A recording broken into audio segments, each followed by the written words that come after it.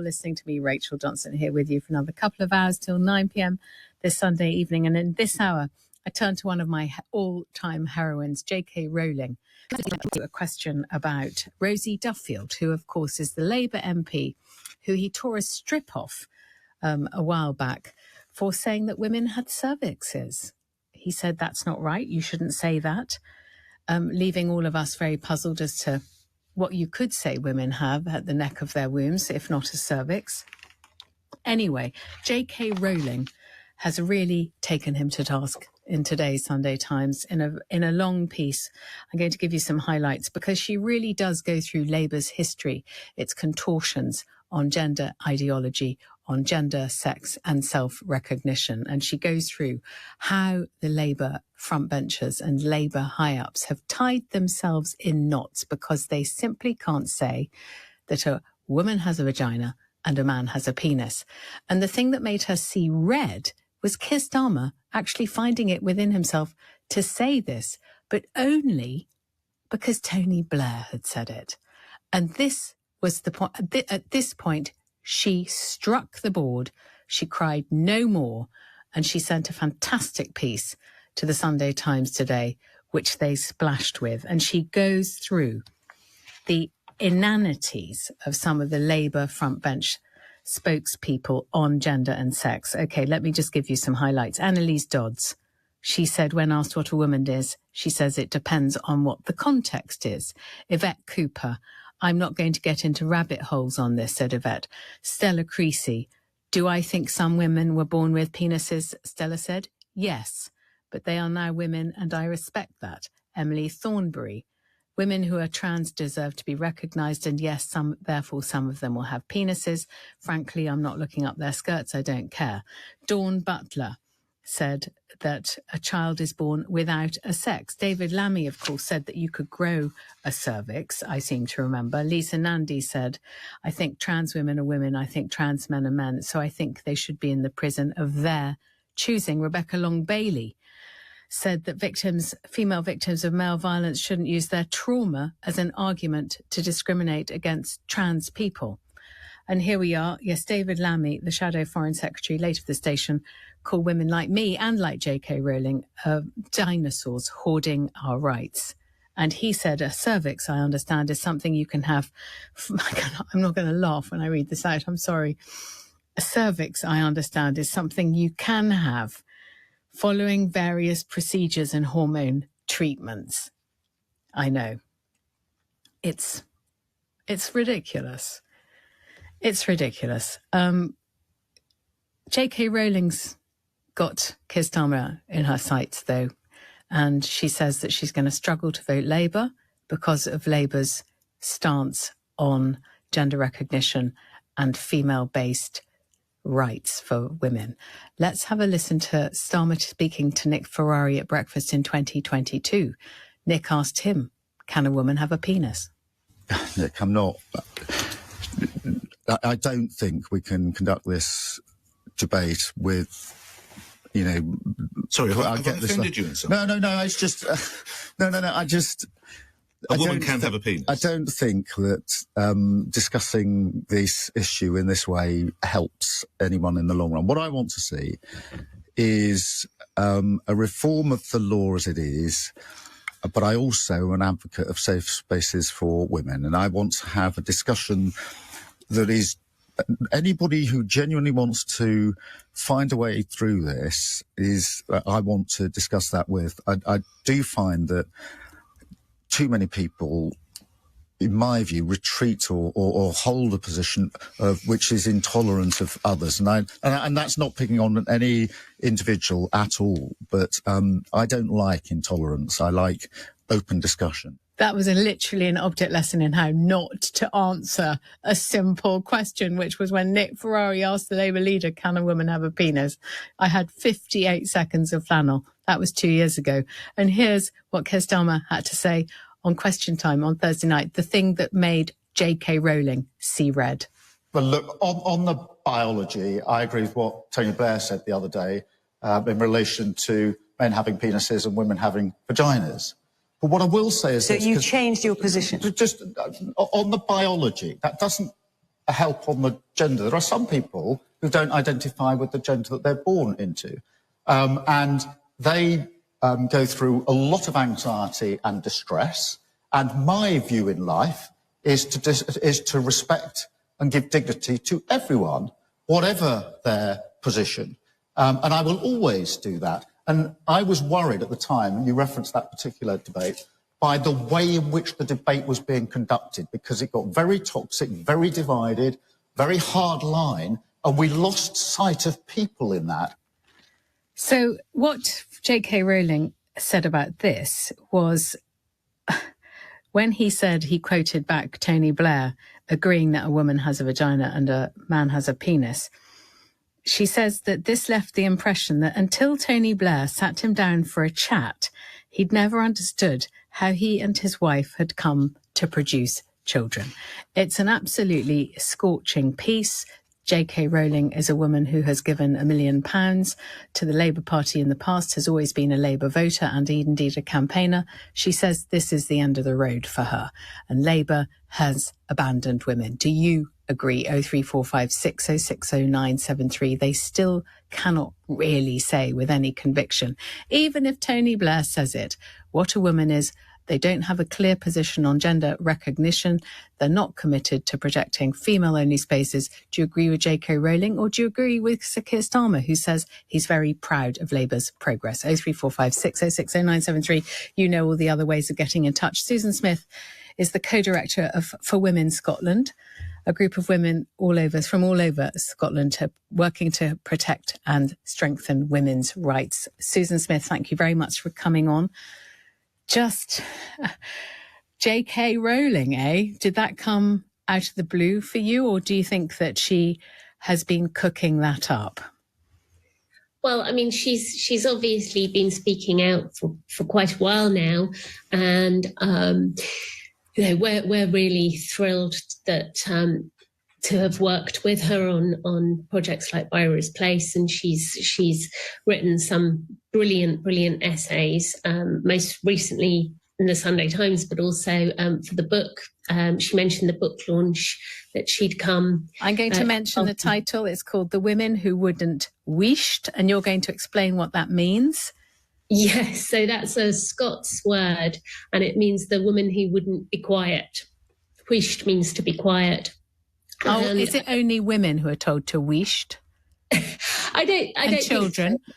No, everyone's told to wished, but it was there's the story of how the hashtag was coined in the book, and it's an incredibly moving story because it's a woman who has a severely learning disabled daughter, and she wanted to protect her daughter's right to same-sex care.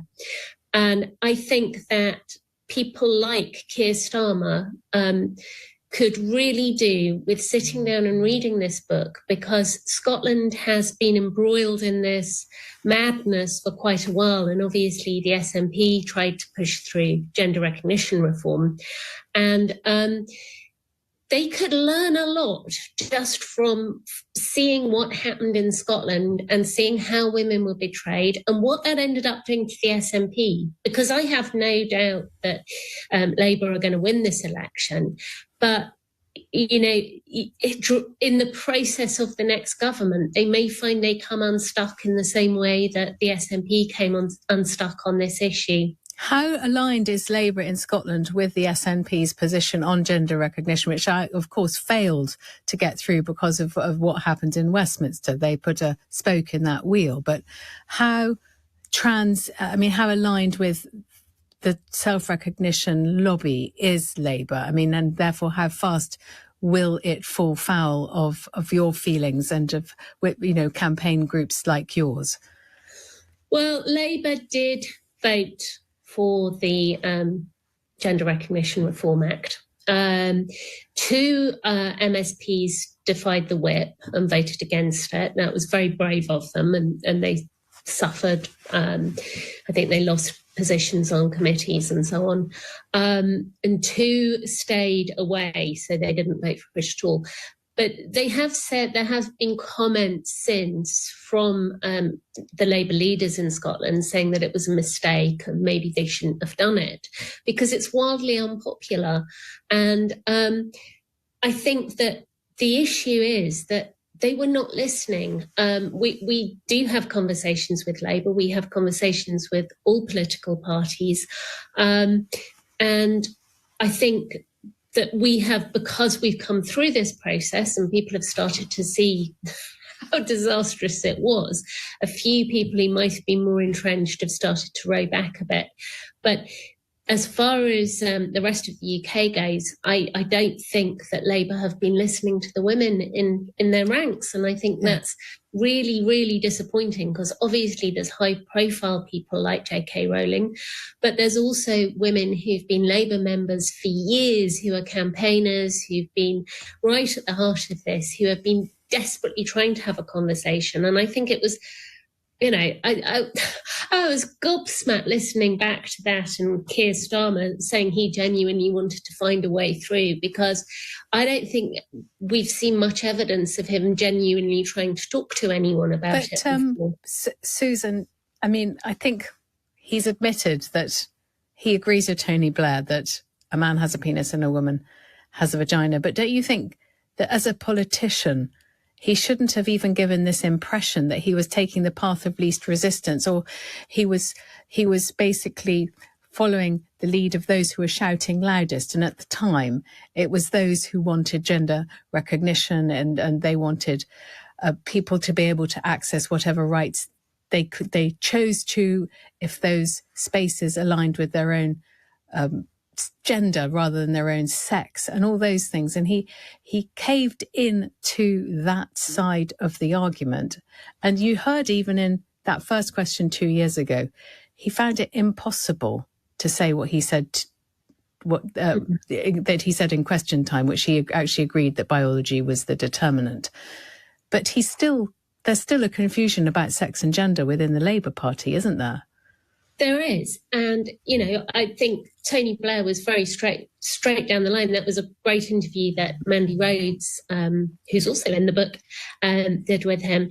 But I think, I do feel actually, Keir Starmer doesn't understand what this entails. And I have no objection to politicians changing their minds when they get more facts and they get more information.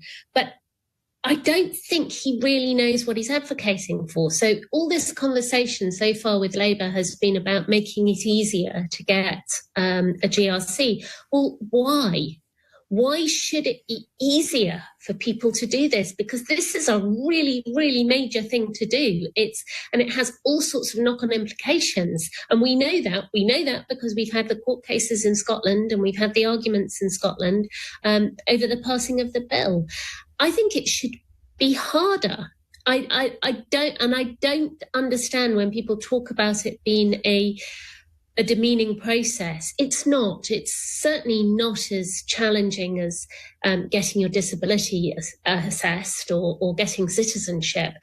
And it also comes with massive perks that are not available to anyone else in the population. And they're actually quite worrying, because you have this right to be forgotten with a GRC. So you can bury your past history really easily.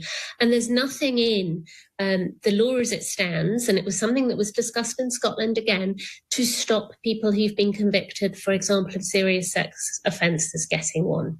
And I also don't think he understands that there are different cohorts that we're talking about. So there are the very young, vulnerable girls, the kind who were mentioned in the Cass report, who maybe suffer from a range of comorbidities.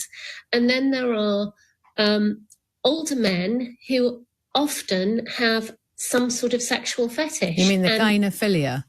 Yes. They find it sexy to present as a female. That's right. And we used to talk about cross-dressers and transvestites, but they're all now under the one umbrella. And then there are people who have got this body dysmorphia who could benefit from probably mental health assessments and help. So they get lumped together. There's no nuance and there's no understanding of why, for example, that group of men coming into women's spaces could be a problem. Now, Susan, I know you run a campaign group in Scotland, but south of the border, What do you think Labour could do here that could impinge and threaten and betray women and women's rights? What are you worried about that could come in under Keir Starmer administration, given all the statements that I read out that JK Rowling has quoted in her piece today?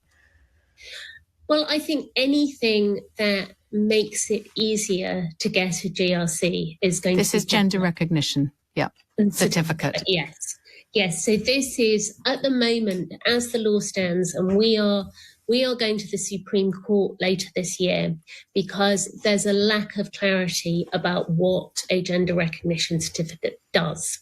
Because in the Equality Act, sex is a protected characteristic. And one of our court cases determined that for many purposes in the Equality Act, a gender recognition certificate has the effect of changing your legal sex. And what that would do is it would severely impact on women's ability to organise and to assemble. Can I ask, sorry, because I know other people will be wondering, can you get a GRC if you haven't undergone physical gender sex reassignment? Yes. So you could have a fully male-bodied person who recognises a female accessing, therefore, women-only spaces. Yes, and in fact, we estimate that it's somewhere between 85 and 95% of people who claim to be trans have not had any form of body modification at all. So most of the men who are claiming to be women have not had any sort of operation. And they can still get a gender recognition certificate. Okay. And what it would mean, they will say that you can still exclude people from some single-sex services. So, for example, rape crisis centres or hospital wards where people are especially vulnerable. But actually, it seems not to apply in all cases. So our case was about an equal representation scheme for women. And the court decided that could include people with a GRC, men with a GRC identifying as women. And so the impact on things like single-sex schools, or especially because the SNP wanted to lower the age, you could get one as well. And for example, lesbian associations, any association that is women only would be potentially liable to challenge from people with a GRC. So that's why we're going to court, because we want this sorted out, and we want to understand when the law talks about sex and when it talks about women, it shouldn't have to be caveated all the time. We need a definition. And I think, Labour could do worse than they brought in the Equality Act. Wes Streeting has said in the Equality Act, sex was supposed to mean biological sex. Susan, so I wish we had longer. But Sorry. Yes, but I think that Keir Starmer seems to be going towards that definition too, but of course caveated too much by the gender recognition movement and powers that have been introduced. Susan Smith, thank you so much, co-director of Women for Women Scotland, a group of women from all over working to protect and strengthen women.